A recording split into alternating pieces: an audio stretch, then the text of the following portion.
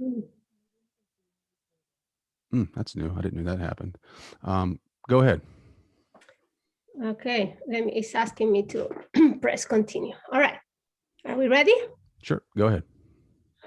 My name is Marcela Lobos, and this is Your Superior Self.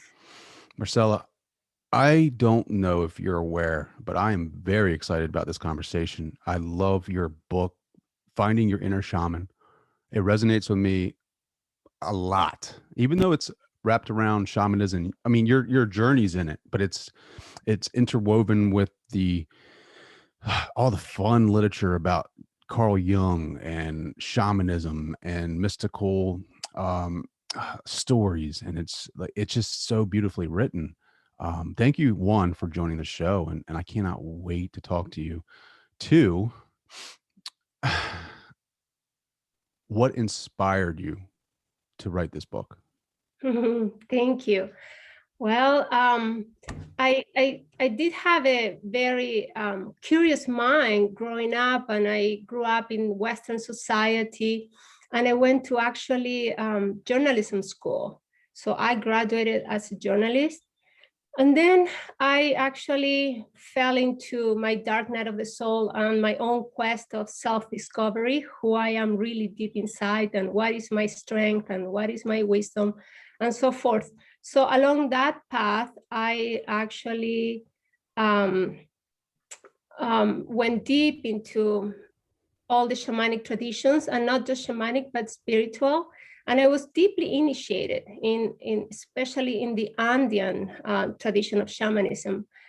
And then it's funny how, as I wrote this book, I started being more and more curious about the gifts of the West, Western society, as I discovered that we have been cut from our roots, so from our connection to the earth and embodied spiritual life, because we were taught to look up to the heavens for God. And we forgot about the feminine divine, and definitely about, as we say in South America, in the Andes, Quechua Andes, Pachamama, Mother Earth. So I had to do that inner alchemy of reconnecting to Mother Earth, and in recovering my roots and my own deep spirituality, I became curious about, okay, so the Western people, we were cut off, but then what did we do in between? And that's when I tap into depth psychology a little bit amateurly, uh, out of my own investigations and curiosity and a few mentors, but I did not go to school for that, but I did read a lot and research a lot.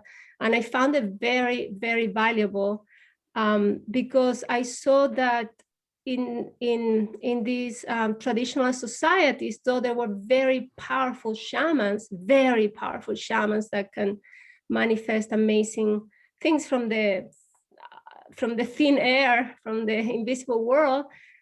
Sometimes at home they were alcoholics and abusive and so forth. So I really started appreciating the whole Western development of psychology, especially Carl Jung, with looking at our shadows, and then so, as someone says also, so we have to also grow up, not just awaken and show up, but grow up as people, not be kids, and act like adults and responsible at home and in everywhere we go, really.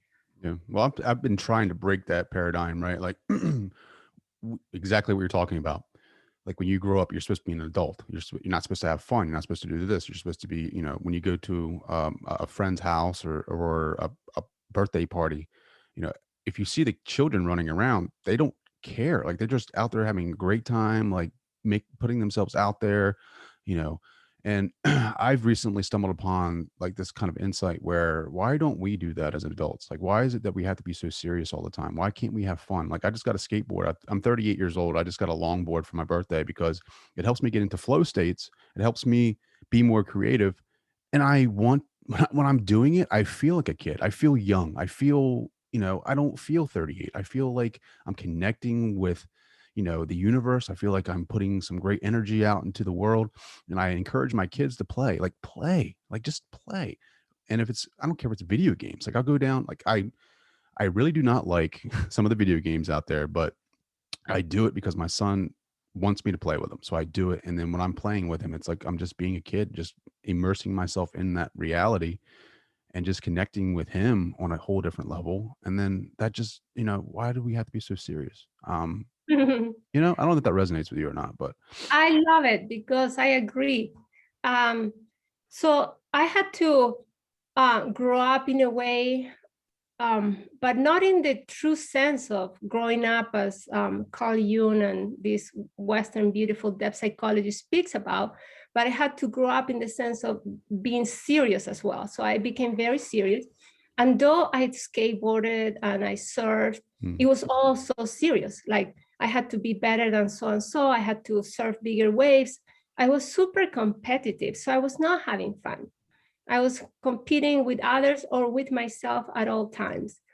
And so that's not the true play. And I just learned to play recently, actually, to tell you the truth. And I find myself more playful than ever. And what happens that in this journey of self-discovery, you finally recover your true mother, which is not our biological mother, but that archetypal, primordial mother that is the womb of all humans and all life here on earth and beyond. So when you discover her and that we are always in her womb, we're always in the pulse, she's always pulsating life, and we're always nurtured and we always have shelter, then we can relax. And then not just her, but when we find the divine father. So for me, it was very difficult to believe in God, because as a child, God was not there when my mother was really having a difficult time with 4 children to raise on her own, when my father was not there and he was having a very difficult time. So I found myself really lonely and just anguished. So why would I believe in this God that the church spoke about? And the church was strong in Chile. It was married to the government, actually. So it was part of the state. So then in my shamanic initiations and in this quest for who I am, really, I realized that I also had to find this archetypal father. And when I found this archetypal father and I started feeling truly protected, then what happens afterwards is you finally arrive to the sacred marriage within. So here we're speaking archetypically. What does it mean archetypically? It means universal, that applies to every single human being. So these energies and images are deep in our subconscious mind, and they come up in our dreams, are truly applies to every single person. The fact that we don't feel it, it might mean that we're disconnected, but doesn't mean it doesn't exist. So once we find that divine mother, divine father, and we experience that sacred marriage, the way I see it, then our child, inner child, that is always there, even if we're 80 years old, can really come out and play, can relax, because the parents are there to take care of everything. And just to finish, the mother energy is the one that knows how to make a nest, how to keep the hearths warm in the home, knows how to create home so we can really rest there. And then the father energy is the one that knows how to make it in the outer world, and then that is skillful out there, and then we can truly relax too. Then we come out and play for real. And yeah, buddy. Yeah, so I love that you surfed. I love that you surfed and you skateboarded. You actually got sponsored too. That's pretty insane. I mean, you must have been pretty good. Talk about that. snowboard. And snowboarding. Snowboarding. I mean, you're just seriously right up my alley. But talk about that, right? So you came to the US, you were just traveling, you were going to school, journalism, right? And you got married. You talk about that in the book. Your first marriage was I mean, you weren't totally happy. But you started finding yourself then, right? Like, I mean, what was it that kind of awakened this journey for you? Like, I mean, I feel like people, was it like Maslow's hierarchy of needs where you reach a certain point and you start looking for that self-actualization? Was there an event that sparked this journey for you? What was it for you? Yes. So what I realized from this perspective now, many years later, is that I I grew up so insecure about my surroundings. I grew up feeling so unsafe that I started building up like that masculine outer protection, like get strong. Like I'll be so strong, nobody can harm me anymore. So I started pursuing this adventure sport, and I was super crazy because in a way I wanted to prove myself and the world that that I that I that I could be I could make it out there. Mm-hmm. Imagine that when I started studying journalism, I wanted to be a war correspondent. I want to be in between the bullets because I wanted to become bulletproof. So, and so I wanted to be stronger than my two brothers that used to beat me up. And I wanted to be stronger than all the boys around me.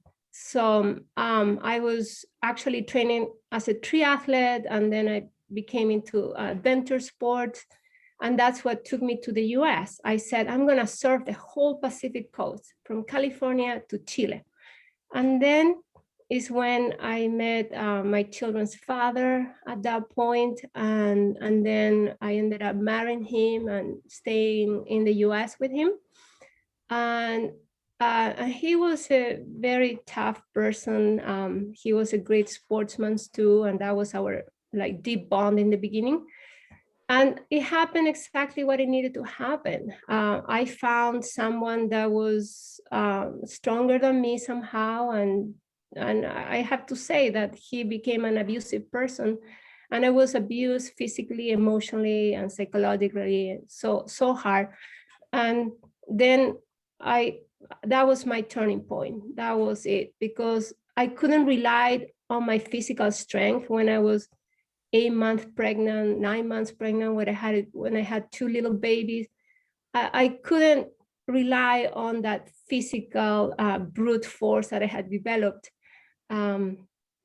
So it was like, okay, so that's when you start wondering, okay, so what's my true strength really? And it was at that point in the ground, broken, surrendering to even death. I was like, okay, might as well die right now because I don't know what to do. And I think that's a huge, powerful archetypal point for all people when we finally come face to face with an illness or something very difficult in our lives, a crisis, and we just say, okay, this is too much, I don't know how to handle it, I surrender. And that's huge. And then when did shamanism come into that, right? Like, I think, was it word of mouth? I'm trying to remember the story. Was it something that introduced you to that, where you went and took a seminar? So right at that point, I say I surrender. I was looking at which cliff I should drive down with or without my kids, because I really wanted to die.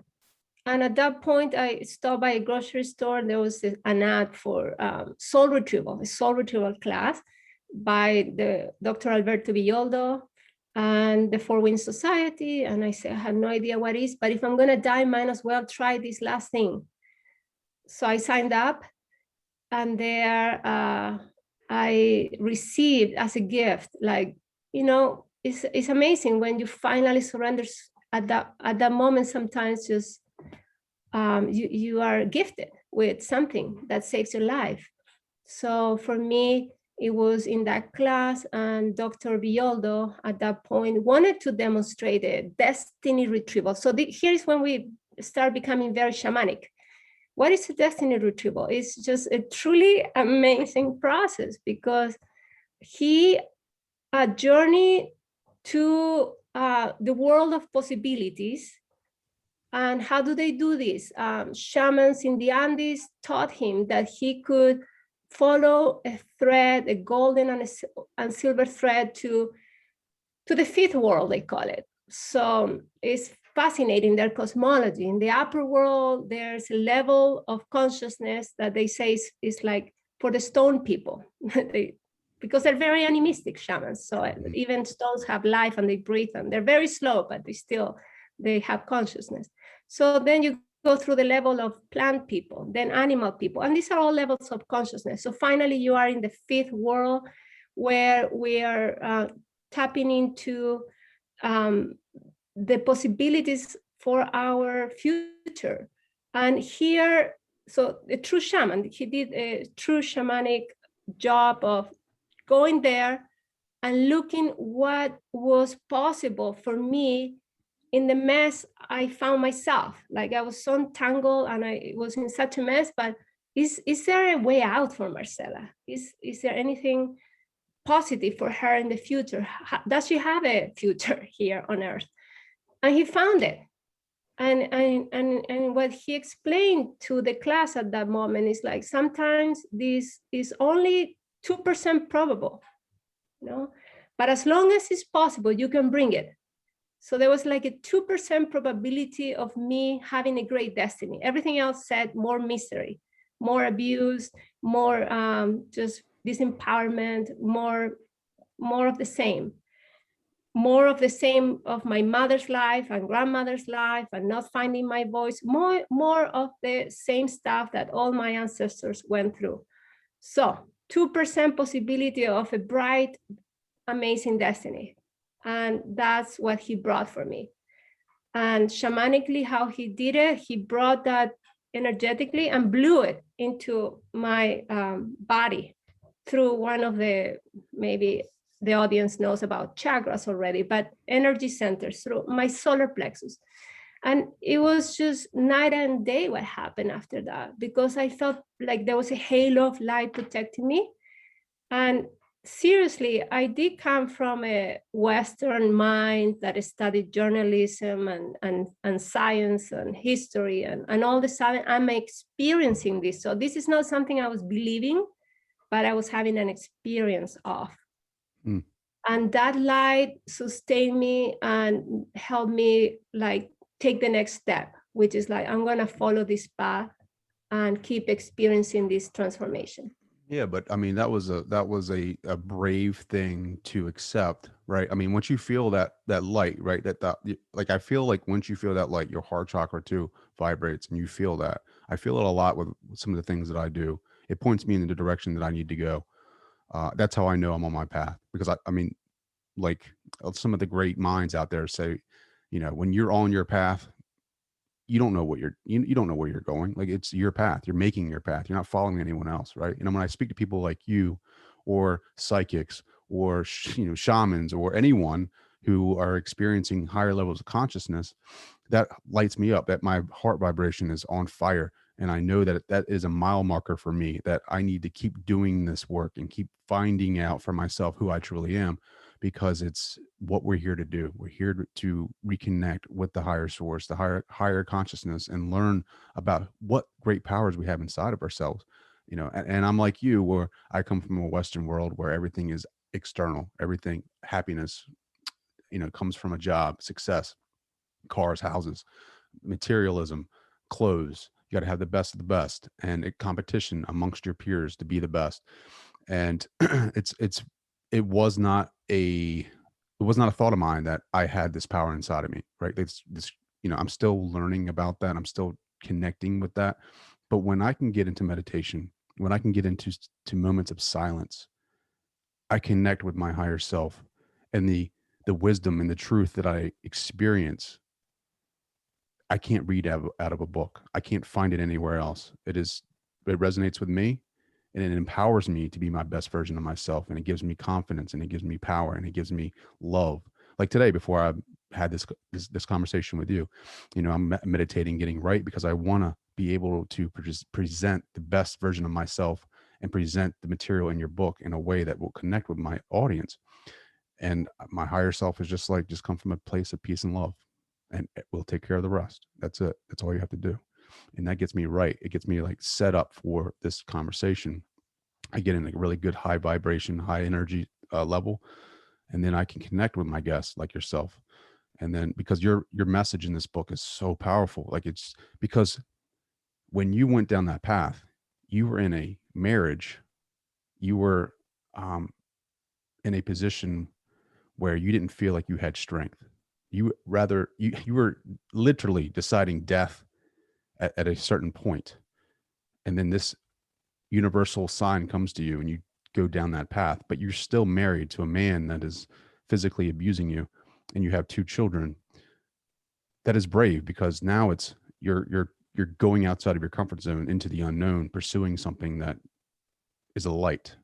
And a lot of people, I feel like, are in the same position where they receive signs from the universe, but they're scared to go towards it because of the things like, being in a marriage or in a job or having children, and they don't have the confidence to go after that. What do you say to them to help them go into the unknown, to take another step into that direction? Read my book. Well, I have. I mean, Yeah, I would encourage everyone that feels that is in that place to really, yeah, make that effort to read that my book, and especially that chapter 6, because I love what you said about, like, when we are living an epic life, um, and we're following in our hearts, in a way we have to walk our unique path, and we don't know exactly what's around the corner. So when we want to have everything for sure and secure, then we are not living from a place of courage. Like, we really have to step into courage, and the word courage is so connected to core, which is corazon, heart. So, like, I love what you say, like listening to our hearts, and it's difficult because we have been trained for generations and generations to, the scientific world, to believe only what logic says and linear thinking. So it's a big one. But if we can listen when there's a whisper in our lives that says, okay, there's something more fulfilling for you in this lifetime, why don't you go and find what that is? And then you can go easy. You can, it's like a plane. You can um, go in a Boeing, in a big jet, I mean, in a big Boeing 777 or so forth, and make a very slow and steady turn in your life, so your drink doesn't spill and you don't get all dizzy and all that stuff. My turn was so rapid, and I spilled everything. I lost my husband. I lost, um, well, I it mean, you was lost your children for a bit too, right? also everything. I lost everything because I got to the point of crisis. So when we're in crisis, when we wait too long to hear that voice, to say yes to that path, sometimes we manifest an illness or really something big that makes us lose a lot. Mm. So I encourage everybody to start listening while you can make the changes slowly, with your situation, planning, and so forth, because it's going to be less painful. Mm. And it's very painful when you lose it all at once. Sure. And nevertheless, but it's necessary to die to whom we have been, so whom we need to become can be born. Mm. We can give space to whom we truly are, whom we really need to become. So That's powerful right there. The one thing I I did like about your book, and I'm sorry, yeah. I want to say this before I forget, is how you talked about you were not going to be that, you were not going to be able to be the mom that took the kids to soccer practice, to the birthday parties, because of the distance, right? Because they spent time with their dad, and then they came and spent time with you, and then you were just on a different mission. Like, your quest is something different. You weren't that traditional mom. But what I love about it, and I'm paraphrasing here, is like that you were, even though you felt guilty about it, not being that mom, you were showing them that you were being brave and showing them how to go after their dreams and how to go after the things, their universal calling. Um, I mean, am I nailing that? Am I off? Like, I mean, I felt like that was in the book, but how do you look at that now? Right? Like, looking back at the book and seeing, your journey, and because I know I feel guilty too, right? Like, when I'm doing things that are for my cause, and I feel guilty about not spending a lot of time with my children because it's pulling me away in a different direction. um, I can relate to you on that. Like, but I'm also trying to teach them that they need to go after their dreams, that they need to go after the thing that they love and pursue that. And it's okay. Does it make sense? Yeah. Yes, absolutely. And at the end of the day, the kids really pick up our feelings and not just. So I feel like quality relationship over quantity is actually crucial, because we all know people that had a dad or a mom that was home all day, but that mom or dad was very uh, just imposing their own unfulfilled dreams on their kids, and that can be so harmful. So in my case, though I had miserable nights crying anguished while I was away, I always like always asked deep in my heart, is it, am I doing the right thing? And I always had that yes. And as long as I heard that yes in my heart, I just kept going. And Mm. yeah, my kids missed me, but today they're 24 and 22, and they are also pursuing their dreams, and we have an amazing relationship that's beyond mom and kids. We're Mm. friends. They're like super good friends. So We'll talk about the Mother Mary story because that connects with us, right? thank you. So I was in Paris teaching. By the way, Dr. Alberto Villoldo. I say doctor because back then he was Dr. Alberto Villoldo. Eventually, we became partners. So that's another thing that is powerful, like a powerful energy is love. When you fall in love, you can move mountains too. So that was an aspect in my own journey.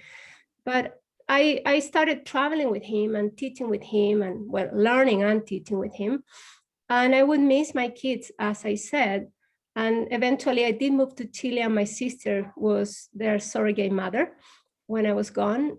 But I remember being in Paris, taking a little 3-day vacation there, and going into Notre Dame, the beautiful cathedral, like a tourist, not expecting anything, just really curious about the architecture. And as I went in, I was overtaken by the energy there, the sacredness. So I was just walking around, mesmerized by what I was feeling more than what I was seeing. And eventually, I made it to this sculpture in which I think was Mother Mary holding Jesus, and I heard her voice, and and I just started crying, and I heard her voice saying, "I'm with you, and I'm with your children," Mm. because I kind of pray without words at that moment. I say, if anybody knows that the love of a mother to a son is you, mother of all children. Mm-hmm. So at that moment, I felt the biggest urge to do my communion. I had been baptized at 13 years old, but never went to church after that. And they started giving the communion at that point, and I just went like in trance. And I got online and I received my communion with the mother. Mm. And after that, I just knew she always would be there with me and with my children. And this was a shamanic experience because I never believed in this Mother Mary that the church presented, but I experienced her. So I think that shamanism gives you that, is that experience of the beyond more than believing. It's not about believing on anything. So really, truly, I also, my message would be, is not about believing in anything that anybody says, but truly what you experience is a good compass. Yeah, life is subjective. I mean, experiencing Jesus is subjective. I mean, the archetypes, right? When I meditate, I have visions with Jesus because that's what not, I wouldn't say comfortable with. That's what I was raised with. That's Jesus in the church. So when I do it, when I meditate, I have him, he comes to me and we have a conversation, but it's very subjective. His It's not like yeah, I say this all the time because I don't understand. I want people to understand for me how powerful it is. So I'll have a conversation with Jesus and I'll tell him, I love you. And he'll say to me, and I've written down in my meditation journal, he'll say, well, if you love me, then you love yourself because you and I are the same.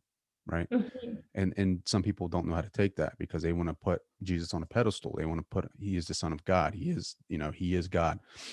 And his message to me is that we're all that. We are the same as him, that we just don't know our power. We don't realize the power that is inside of us. And he's like, Trey, you've worshiped me your entire life, but you never loved me. And I'm like, Mm. and I'm taken back by that. I'm like, how do I not love you? And he's like, because you don't love yourself. And that's one thing I struggle with is I don't love myself enough. I'm too hard on myself. I need to um, strengthen that self-love for me. And then when I can love myself fully and unconditionally, that opens me up to other aspects of self, to other people, to Jesus. And then I can fully love like him. And but that you're right, subjective. It's all what makes you feel good in your heart. That is what Jesus says to me. But I can also have a meditation with Buddha, and he can say things to me that mean a lot to me too. Um, but I tell people it doesn't matter if you think it's too boohoo, whatever it may be. Esther Hicks, it doesn't matter. Paul Selig, it's all they do channeling, shamanism, whatever makes you feel good. It is all right. It is everything is leading you to that point where the universe wants you to pick up and start going after that quest. It's all pushing you in that direction. Whatever fires your heart up, whatever makes you feel that vibration, that power, that energy, doesn't matter what it is. As long as it makes you feel good, that is the way. Yes, thank you, Trey. And I think I connected with what you said about not loving yourself fully. I know, I mean, there's definitely, I feel your love to yourself, your children, your family, your home, your work. I feel a lot of love from you, actually, Mm, to be embodied in this life. I'm sorry if I'm misinterpreting, but it's what I'm sensing here. I love it. But great. But I think where a lot of us, where we actually um, find like a blockage somehow is when and this is what depth psychology helped me see, is when we run into our shadow. So this is so important to learn to love ourselves completely and fully and all the way, when we accept that we all humans have aspects of us that makes us ashamed or make us feel guilty or make us feel incomplete or so forth. And the quest to self with uppercase S, to self-discovery, self-realization, toward higher self and all of that is is a is exactly that, accepting not only what makes us really powerful and luminous and infinite and expansive and heartful and fun and all of that, but even more difficult sometimes for some people is to accept the part of us that makes us feel insecure, ashamed, not enough, guilty, and all the emotions that brings us somehow down. And this is so beautiful because these emotions can bring us down. And when I say that, I feel the earth down. Mm. And this is where I feel like we have some work to do in our spirituality, in this Western world where we're taught to look up the heavens and only find God in the heavens. So in this shamanic a message, I want to say that we must also go down to what makes us feel vulnerable. And then the more we really allow ourselves to go down, down, down to that vulnerability, we finally are going to find the divine feminine, the mother that is always holding us when we are feeling uh, not powerful enough, not beautiful enough, not smart enough. We're going to find the love of the mother who's always there. And this is a different mythology before the mythology of the god in the skies was the mythology of the goddess. And the difference, the huge difference, is that the goddess is not separated somewhere else from her creation. So she gives birth to the earth and to everything that lives in the earth, and she's holding everything in her womb.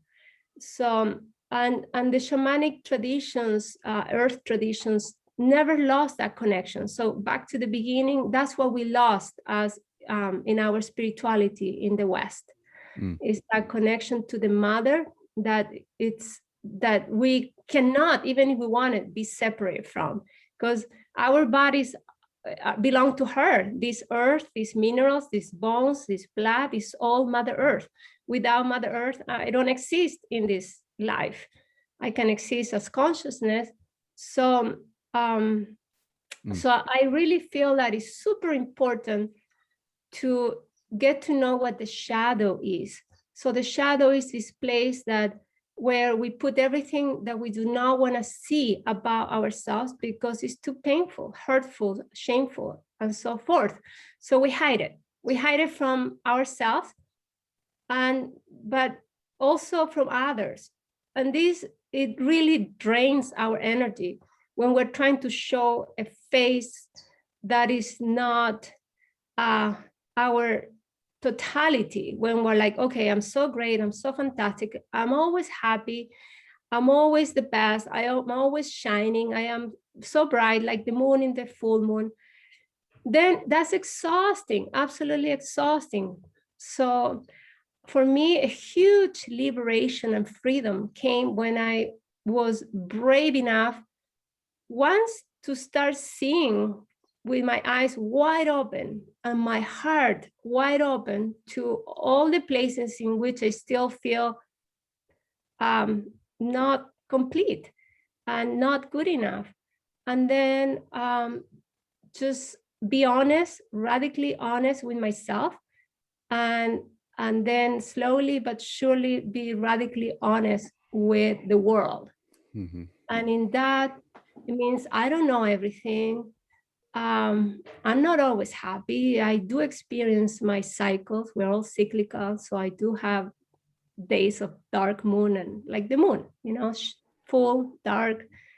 And that brings a lot of freedom, I think, when we can tap in, accept, embrace, and love all aspects of ourselves.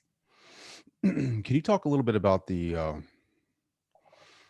it's like the different directions? It was like the compass, like the north, south, east, and west, like the animals that it's associated with, the east and the west and north and south. I think the hummingbirds, and you have a great parable about the hummingbird in there, the jaguar.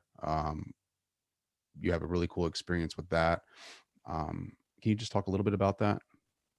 Great, thank you. So I feel like all the isms like shamanism, Buddhism, all the religions and everything, they're amazing vehicles.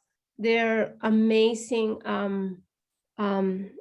cosmologies that help us navigate and gives us tools and guide us and everything. So from the shamanic perspective, I was offered this medicine wheel, which is a compass to visit these different aspects of life. But what's really cool and very shamanic actually is that this compass works with these spirits, like maybe in North America that you would say totems. So the spirit of these animals and like the archetype, the whole spirit. So on the south direction, because the medicine wheel points at the 4 directions and teaches you how to go through it, and that's your journey of alchemy, going through each of the directions. So in the south is the serpent, the spirit of the great mother serpent, which is life force. And the serpent teaches you how to actually recognize your true vitality, your true essence, your true energy, and teaches you how to drop that story, that narrative that we all carried. I am today like this because, and we have 100 reasons why we are the way we are. And the serpent says, okay, shed that story the way I shed my skin all at once. Just honor your story, honor that the fact that it brought you to this point right here, right now, but let it go so you can free yourself to be who you need to become again. So in shamanism, you are sourcing, you learn to source more from your destiny than from your past. You honor your ancestors, you honor everything you have gone through, but then you really start co-creating. You start dreaming your world into being, as we say. So serpents say, okay, shed that story, become who you are truly in your new skin right now, not who you were 10 years ago. So then Jaguar, which is an amazing being, and I had the privilege to see the spirit of Jaguar in the jungle, as you read in the book, Trey, how actually the spirit showed up for me in three-dimensional like shape and form, and this was one of my big shamanic initiations. It jumped on inside of me. Mm. And the shamans say that you acquire the Jaguar body. So I have the Jaguar body with me. So Jaguar teaches you how to do exactly what we're talking about, which is have the courage to look in the dark, in your shadows, in the dark, those places that are filled with demons and collective demons and society, everything that society doesn't want to see, and your own demons and your own fears and insecurities and so forth. So then you can become, as they say in this tradition, a luminous warrior. And the luminous warrior is the one that is not depending on the light out there, the light that others are shining, but you learn to cultivate your own light. And you can be in the dark, because what you have been saying, Trey, you have found your light in your heart, that power, that energy in your heart. So that's the way of the luminous warrior. So you can be in any situation, but as long as you have your own light with you, you're gonna stay centered. You're gonna make it through. You're not gonna be blown away. You're not gonna collapse into terror and so forth. So Well, it's hard. It's hard to live, right? Like once you find that and once you start going down this path, it's hard to live in this mechanism that we live in, this societal mechanism of everything we just talked about, the West, all the materialism. Like it's hard to like the hardest thing for me, and I don't know if people listening to this will ever resonate with this or not, but like having conversations with people and trying to like falling back into those old patterns of like competition, being competitive, or talking about water cooler talk, just it's hard for me. So like I spend a lot of time by myself because I enjoy that, because I know the direction that I want to go, and I know that the more that I connect with source, the more that I connect with Mother Gaia, the more that I connect with my spirituality, that's the growth, right? Like I don't know if you experience this, but it's hard to like come back to like society sometimes. I know that I think you have like you live in Chile, and you have like your own, I guess, like place there that you kind of surround yourself with the same like-minded people. But I don't know if you ever, when you venture back to the States or you venture out to society, like do you ever experience like how tough it is to be like back into the machine? yes, absolutely. It's collapsing. It's like feels like it's like you're all that energy that you build and you're feeling expansive and peaceful. All of a sudden, that is challenged, and it feels like it's collapsing you, and just upheaval inside and so forth. So I think it's so valuable and important to cultivate tools, and whatever those are for each person. So I hear you saying that you meditate, and that's something I also do, like find a place of stillness and contemplation. So everything kind of like, I love the metaphor of the mud. When you meditate, it's like water. And then if you're still, all that dirt that is in the murky water just settles down. And then your mind is like that. So the mind can see again. We can see it's like the sun shines again. The skies are blue instead of everything murky and confusing and overwhelming. So it is so important. I love meditation. And here again, see, that's one of the gifts from the Eastern traditions, the contemplative and meditative traditions.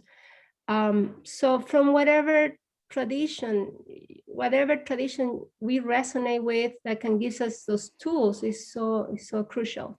You also talked about dreaming into reality, bringing things from dreams, or dreaming, bringing your dreams into reality, I should say. Is that like another form of law of attraction, or is that like literally bringing your dreams into reality, this plane? So we know that if we have negative thoughts, and I love the experiments of Dr. Masaru Emoto, remember, with the water? Mm-hmm. So I don't know if that's proven or not, but that's just the idea. It's wonderful that that if you put a vibration of love or good thoughts, then the water crystallizes It's differently. Yeah. So yeah, people that don't know that, yeah, your vibration, your thoughts, your happiness, and you just look at water. You have 2 glasses of water essentially, or and if you want to do a double blind experiment, just have one person have happy thoughts towards this water, and then the other person in another room have negative thoughts, and then you freeze it, and then the two glasses of water or whatever will have totally different types of like crystallization, right? That's what you're talking about, right? Absolutely. So the crystals, like the good vibration, they give you this like perfect like snow that has perfect little sparkles, and the other ones have very droopy, unformed, not harmonic, not Mhm. harmonic crystals. So, and we are water. How much are we water inside the body? 70% or so. 70%. Yeah. Isn't it So crazy thinking like 70% of us, like water is boiling water sometimes during the day? Like you go to the kitchen, water's boiling water. exactly. So that's how we are putting into our lives whatever we are creating in our minds.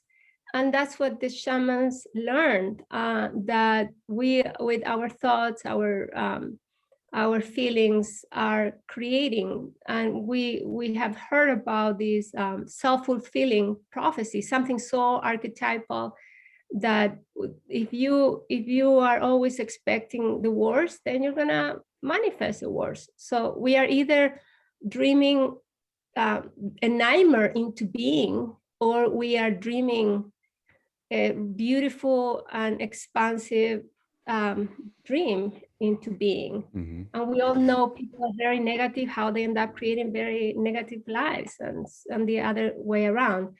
And to finish up the medicine wheel and the archetypes, in the north, we work with hummingbird. So after jaguar comes hummingbird.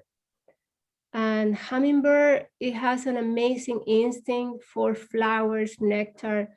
So we might have an instinct for problems, for toxic relationships, and for the wrong place at the wrong time, and so forth. So working with this archetype, you actually start resetting your instinct, and all of a sudden you start finding flowers, colors, beauty, and you start seeing like an artist where the beauty is.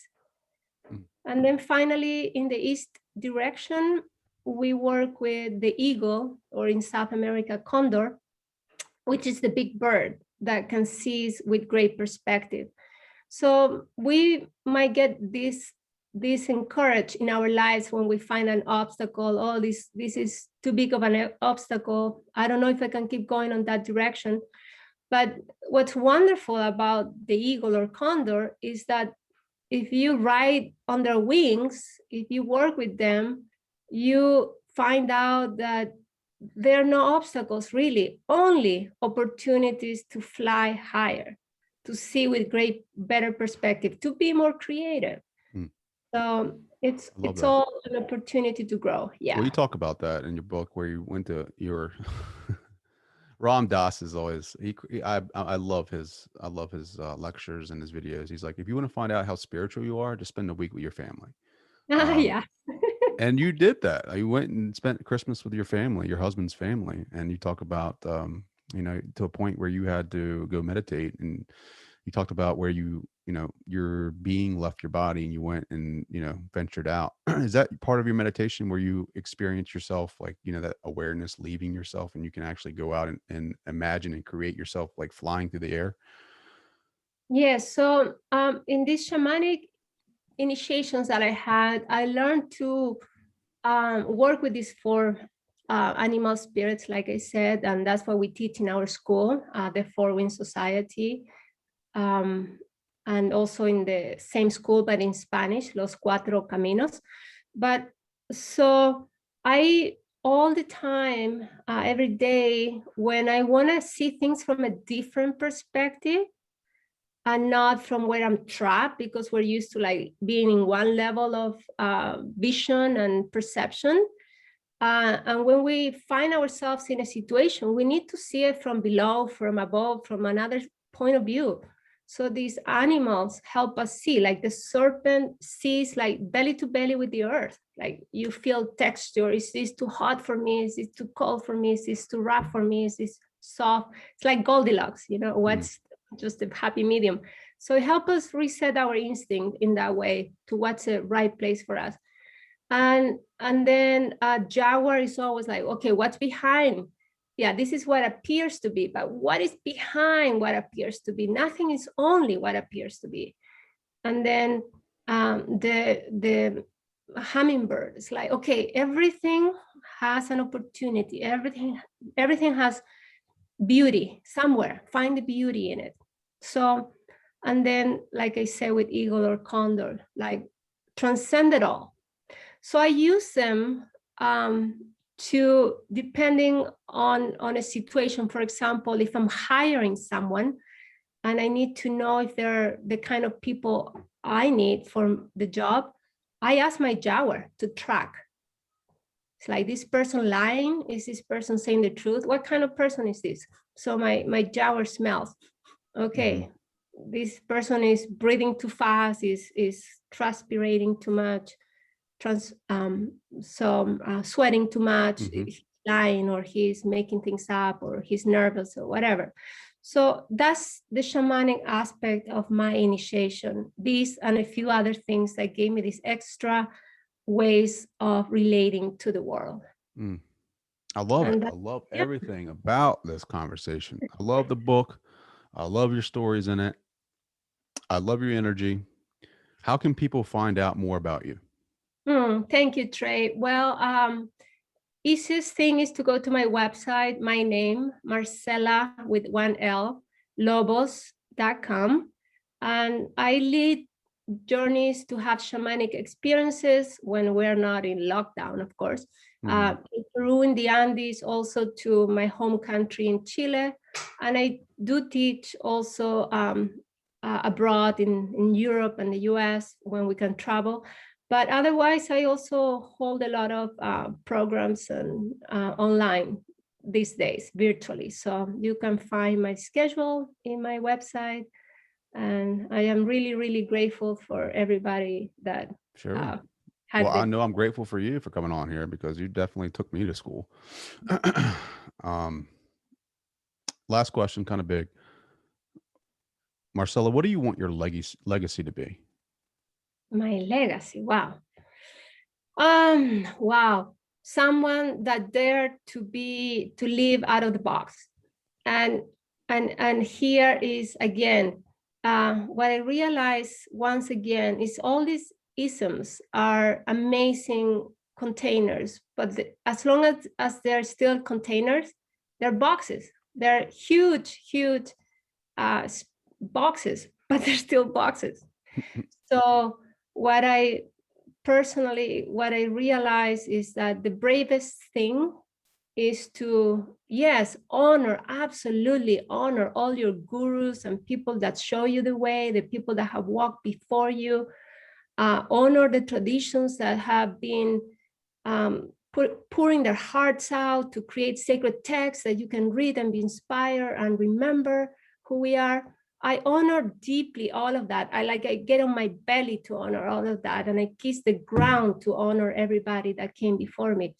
But I feel like the truly mystical, shamanic, or whatever thing to do is to dare to be exactly who you are, beyond anything that anybody else thinks you should be, and that takes a lot